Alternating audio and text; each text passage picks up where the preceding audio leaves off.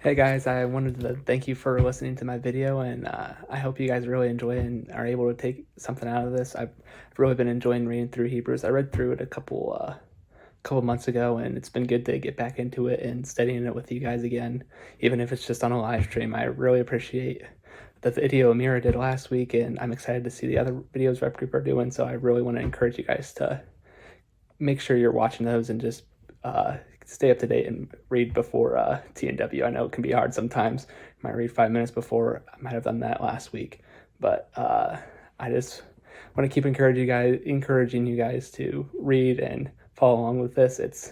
I found it to be very beneficial. Always these first couple of chapters, and I think if you really stick to it, you'll also find some benefits to it. So without further ado, let me jump right into it. So going through Hebrews chapter 4, it really just focuses in on resting with the Lord. This chapter just really grasped my attention, and I found it really interesting. So jumping right into verse 1, it says, "Therefore, since the promise of entering his rest still stands, let us be careful that none of you be found to have fallen short of it." I really want to go to that second part of that sentence. It says, "Let us." We're in this together. We need to be striving towards God together. That's why there's the body of believers. This isn't a game to play by yourself. God came to save us all, not just you. We're in this together. It brings me back to high school. The class motto was, or for most of us at least, it wasn't officially, but this is what I tried to get it to be, was we're all in this together. It didn't matter what clique you were in. If you asked for help on homework, you usually got it. Uh, I mean, sometimes you didn't, but usually you got it. And we just wanted all of us to pass. We wanted to get through high school together. We just needed to move on with our lives. We wanted to get to that next step in life. Uh, and I just thought that was really cool of my class to do that.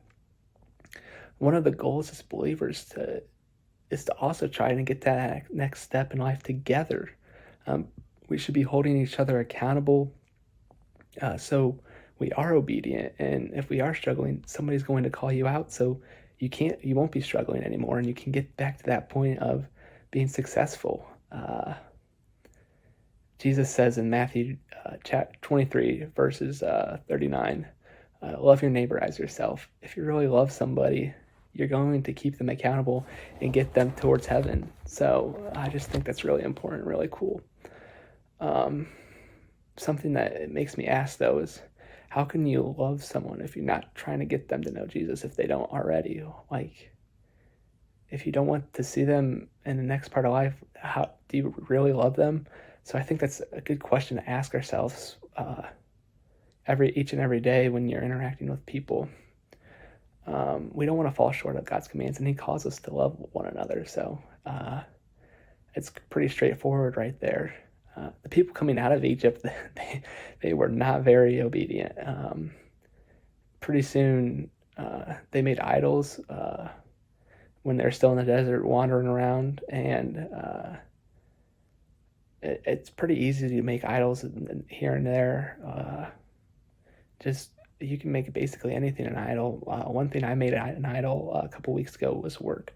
Working long hours, it's very easy to prioritize that, and not my personal ministry. So when I realized this, I was like, oh, I don't want to be prioritizing work. There's more to life than just waking up, going to work, and going home. Personal ministry should still be one of the top things in my relationship with God. Yes, definitely a top thing. But I couldn't just stop working. So to make this not an idol, I decided that I'm going to make it a tool for God's kingdom. I'm working on my relationships with other interns, and I'm getting to that point where I'm going to have conversations with them about God.